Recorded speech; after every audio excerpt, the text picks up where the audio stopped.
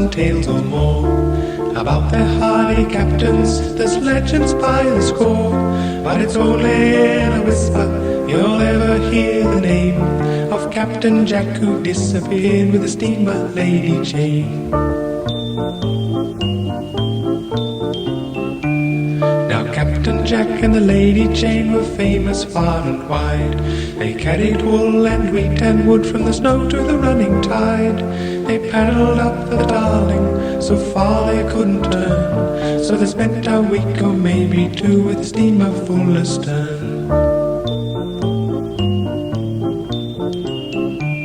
While Captain Jack was busy with his steaming up and down, the world outside was closing in, and all the busy towns were making plans for railways and opening up new roads, and trucks and trains were coming in to steal the steamer's loads. But the captain berthed in town one day with a puzzled kind of stare. The wharf was all deserted, the work just wasn't there. The whistles of the railways were unfamiliar sounds, and Captain Jack and the Lady Jane just drifted out of town.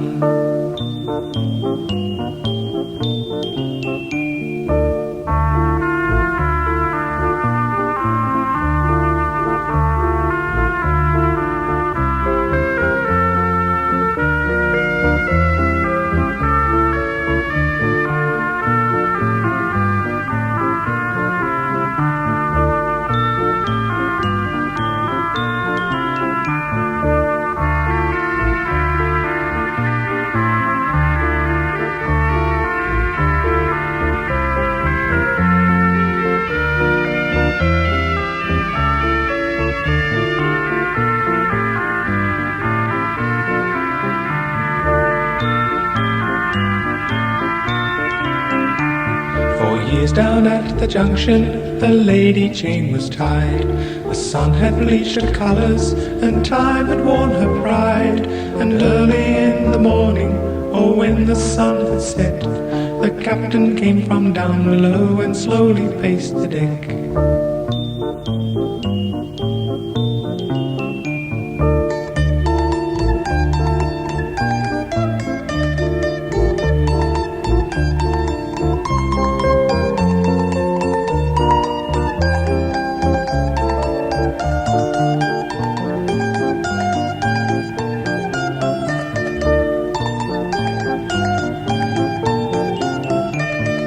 Then one day a flood came down the like you never saw.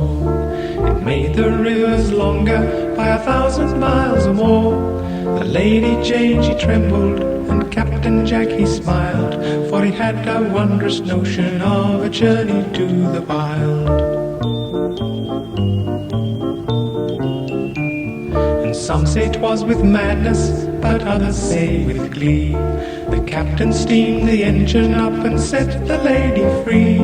He threw away the mooring rope and axed the anchor line, as he cried, "Take that, you scoundrels, you've wasted all my time." The lady swung her nose out, the river flowing fast, and Jack up in the wheelhouse cried, "We're free at last." The ducks flew off in terror at the mighty whistle scream, and Captain Jack and the Lady Jane churned their way upstream.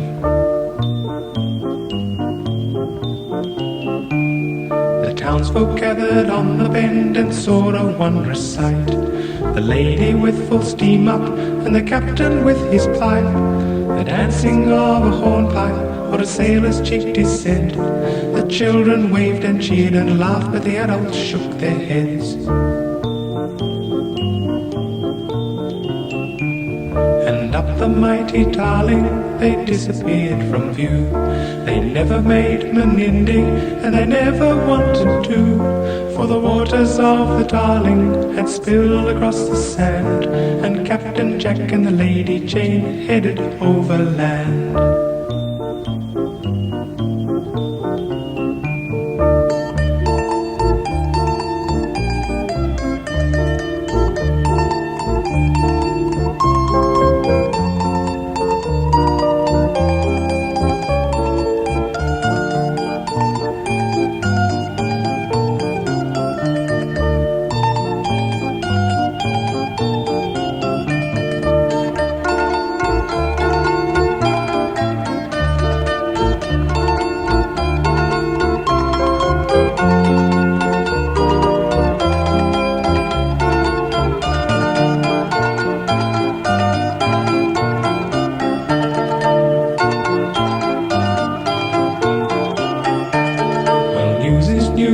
common folk just love a tale or two. And some said this and some said that, but no one really knew. They searched the river Darling, they searched the flooded plain, but Captain Jack and the Lady Jane were never seen again. So years went by and riverboats just faded from the scene, and times were called progressive, whatever that may mean. And life was far too busy to pass the time of day, so yarns and tales and river talk just got in the way. And yet in quiet moments by campfires late at night, or else in barroom corners with those who travel light, you'll sometimes hear a whisper of a tale both strange and rare, of lights across deserted lakes and laughter in the air. You'll hear it from a traveller or a lonely jackaroo, and sometimes from a station hand or a fisherman or two. Bits of jumbled stories like half-remembered dreams of mooring sites and footprints by long deserted streams.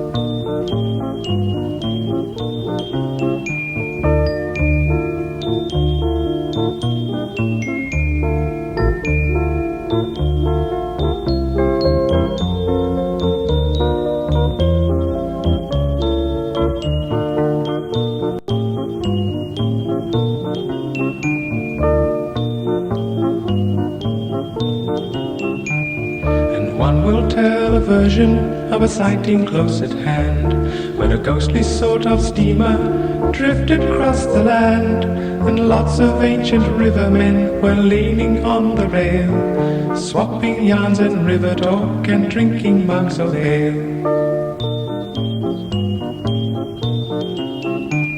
And in the darkened wheelhouse a match is sometimes lit, and by the light you'll see a pipe with a smile attached to it. And if you cast your eyes down, you'll see the owner's shoe, a tapping time as he hums a jig the way the sailors do.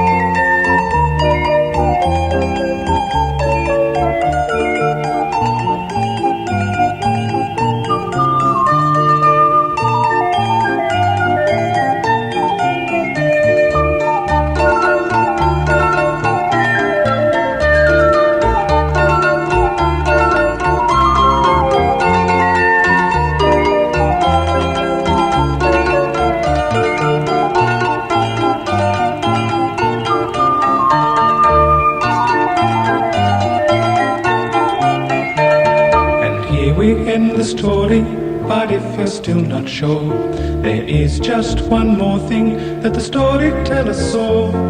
Above her mighty paddles was a steamer's faded name. It seemed to be two words, and the second one was Jane.